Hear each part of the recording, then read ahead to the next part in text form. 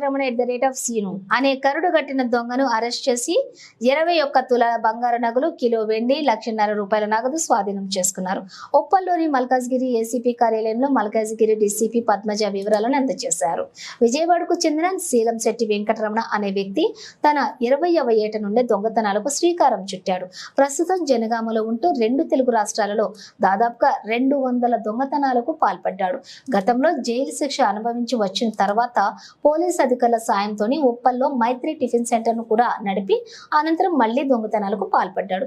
తాజాగా Pocharam IT corridor PS పరిధిలో 3, Ghatkesar PS పరిధిలో 1, సిద్దిపేట జిల్లా హుస్నాబాద్ పిఎస్ పరిధిలో 2 ఇళ్లలోని దొంగతనాలకు పాల్పడ్డాడు. ఇక పోచారం పిఎస్ పరిధిలోని బాధితులు ఇచ్చినటువంటి ఫిర్యాదు మేరకు దర్యాప్తు చేసిన పోలీసులు సీసీటీవీ కెమెరాలు, టెక్నికల్ ఎవిడెన్స్లతో పాటు పాత నేరస్తుడు వెంకటరమణను అదుపులోకి తీసుకుని విచారించగా దొంగతనాల విషయం అంతా కూడా తెలిసిందని డీసీపీ పద్మజ తెలిపారు.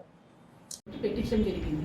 సో తర్వాత ఒక 3-4 ఇయర్స్ బాగానే చేశాడు. తర్వాత మళ్ళీ కూడా ఈ అఫెన్సెస్కి చేయడం అవన్నీ స్టార్ట్ చేశాడు. రీసెంట్గా మన దగ్గర ఈ 6 కేసెస్లో అఫెన్సెస్ చేయడము, కన్ఫెస్ చేయడము ఇవంతా జరిగింది. సో ఇప్పుడు జ్యుడిషియల్ రిమాండ్కి పంపిస్తున్నాము. తర్వాత పోలీస్ కస్టడీ తీసుకున్న తర్వాత ఎగ్జాక్ట్గా అయితే ఇంకా ఎన్ని కేసెస్లో ఉన్నారు, ఇంకా ఏంటి అనేది ఫర్దర్ ఇన్వెస్టిగేట్ చేయాల్సి ఉంటుంది.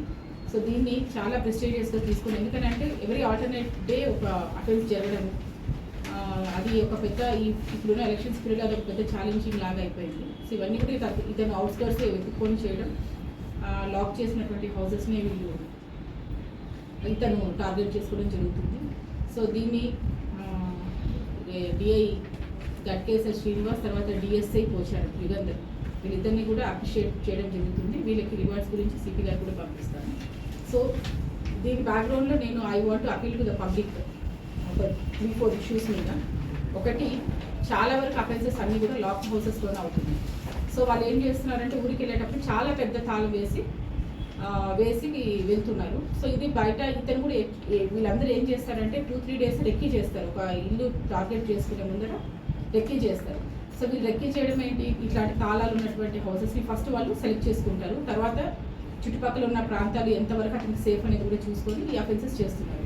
So first of all I appeal the public that మీరు ఏదైనా ఉంటే కన్సీల్డ్ లాక్స్ ఏదైనా ఉంటే మీరు వేసుకోండి.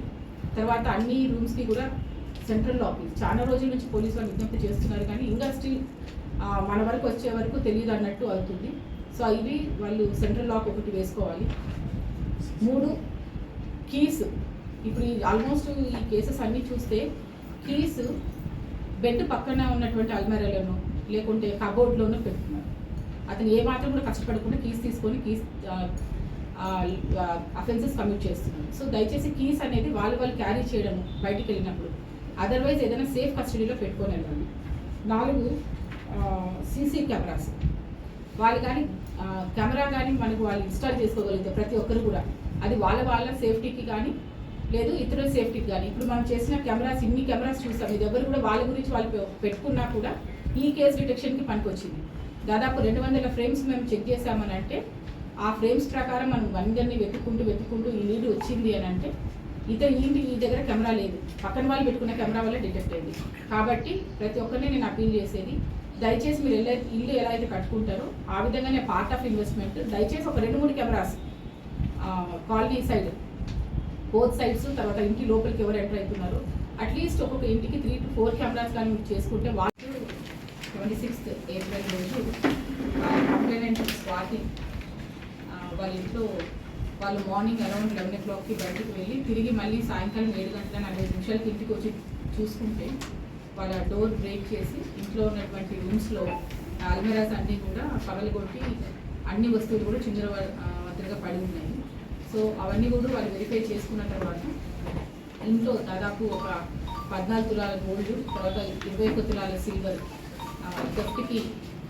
థెఫ్ట్ కాబడిందని చెప్పి వాళ్ళు గుర్తించి పోలీస్ స్టేషన్కి వచ్చి ఒక కంప్లైంట్ ఇవ్వడం జరిగింది. సో దానికి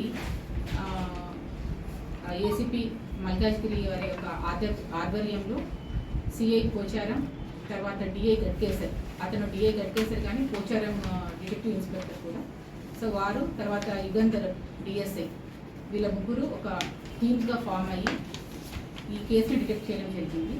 సో ఇన్ ద ప్రాసెస్ దాదాపు ఒక 200 కెమెరాల వరకు పోలీస్ వారు అన్ని వెతికి ఈ అక్యూజ్ని మనము పట్టుకోవడం జరిగింది.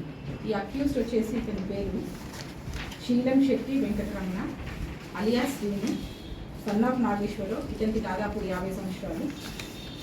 ఇతను బేసిక్లీ హీఈస్ ఫ్రమ్ విజయవాడ, కానీ ఇప్పుడు ఉన్నది జనగాం టౌన్లో ఉంటున్నారు.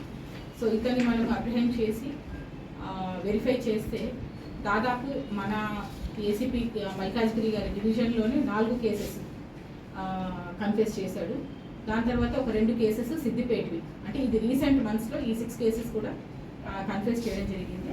సో అతను చెప్పిన కన్ఫెషన్ ప్రకారం మనకు ప్రాపర్టీ కూడా almost 21 tolas of gold, 1 kg of silver and 1.5 lakh net cash recover చేయడం జరిగింది. సో ఇతని బ్యాక్గ్రౌండ్స్కి వచ్చే వరకు ఇతను 20 years బ్యాక్, అంటే అతనికి 20 years ఉన్నప్పుడు దాదాపు 30 ఏళ్ళ కిందటిని మన దగ్గరికి రావడం, హైదరాబాద్కి వచ్చి జీడిమెట్ల దగ్గర ఉన్నటువంటి బాలనగర్లో ఒక స్క్రాప్ షాప్లో పనిచేస్తుండేవాడు. అక్కడే పరిచయమైనటువంటి ఒక లేడీని పెళ్లి చేసుకోవడం, తర్వాత ఆ విధంగా జీవనం సాగిస్తూ దీంతో పాటు ఎక్స్ట్రాగా ఈ అఫెన్సెస్ కూడా చేయడం స్టార్ట్ చేశారు. సో ఆల్మోస్ట్ ఇప్పటి వరకు మనం వెరిఫై చేసిన దాంట్లో 100 FIRs అయితే ఇతని పేరు మీద నమోదై ఉన్నాయి. సో చూచాయిగా కూడా ఇంకా కనుక్కుంటే కూడా ఇంకా చాలా డీటెయిల్స్ వస్తున్నాయి. దాదాపు తెలంగాణ, ఆంధ్రాలో కలిపి 250 కేసెస్ ఇతను చేసినట్టు, తర్వాత అన్నిసార్లు కూడా ఇతనికి జైలుకి వెళ్ళడం రావడం ఇదంతా కూడా ఒక పరిపాటిగా అయింది.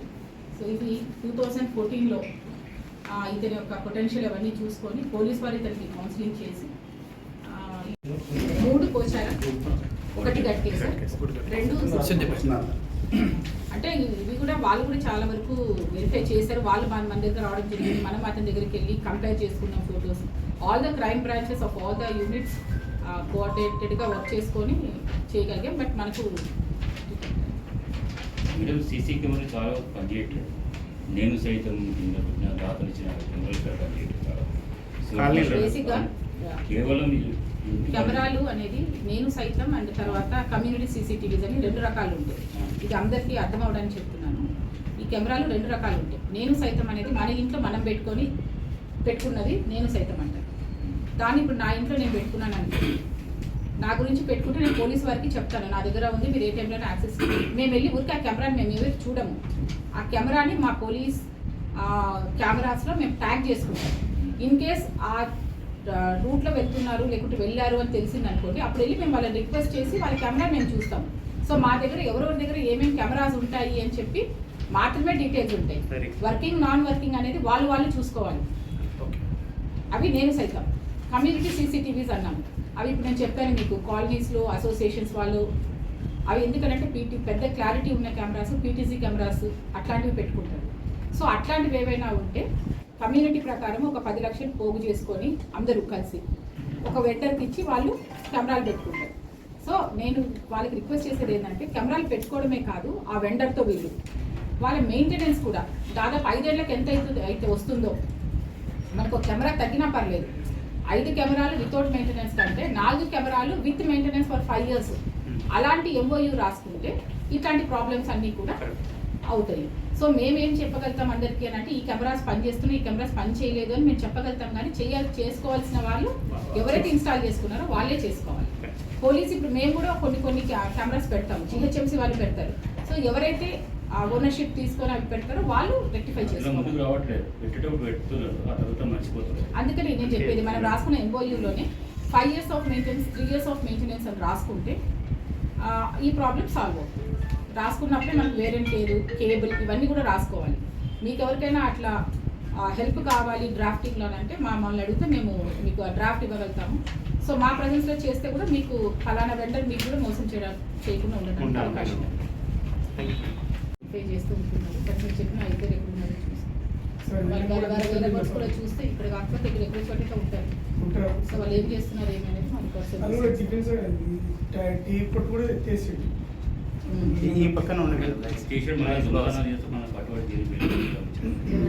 బ్రహ్మచార్యంగా మళ్ళా జైలుకి వెళ్ళిపోయాడు. చాలా వరకు వాళ్ళకి వీళ్ళైనంత వరకు మేము బాగా కౌన్సిలింగ్ చేసి ఇవన్నీ కూడా వాళ్ళ ఇన్వెస్ట్మెంట్ కదా, పోలీస్ వాళ్ళ తరఫున ఇన్వెస్ట్మెంట్ చేసి ఇస్తున్నాం. కానీ బట్ చేసుకునే వాళ్ళు చేసుకుంటున్నారు, తిరిగి మళ్ళీ అదే దారి పట్టిన వాళ్ళు కూడా ఉన్నారు. బట్ ఈవెన్ దెన్ మళ్ళీ మా ఎఫర్ట్ మేము చేసి వాళ్ళని మంచి చేయడానికి ట్రై చేస్తాం. మీరు లోకల్స్ మీకు అన్నీ తెలుసున్నారు. ఇతను ఒక్కడేనా మేడం ఇంకెవరన్నా సార్? లేదు, ఈయన సింగిల్ అఫెండర్. సో ప్రతి ఒక్క మూమెంట్స్ అదే చెప్తున్నా కదా, ఇది ఇంత కేసు డిటెక్ట్ అవడానికి with in short time, with not even 10 days లోపలనే మనకు డిటెక్ట్ అయ్యాయి 6 cases. This all because of with the help of cameras. Easy, but పక్కాగా అయితే మనకి కెమెరాస్ అన్నీ కూడా, ఈ ఫ్రేమ్స్ అన్నీ కూడా మనము ఇన్వెస్టిగేషన్ ప్రకారం అన్నీ చేసి కోర్టు వారి ముందు పెడితే ఛార్జ్ షీట్లో తప్పకుండా కూడా ఆయనకి ఎన్హాన్స్ పనిష్మెంట్స్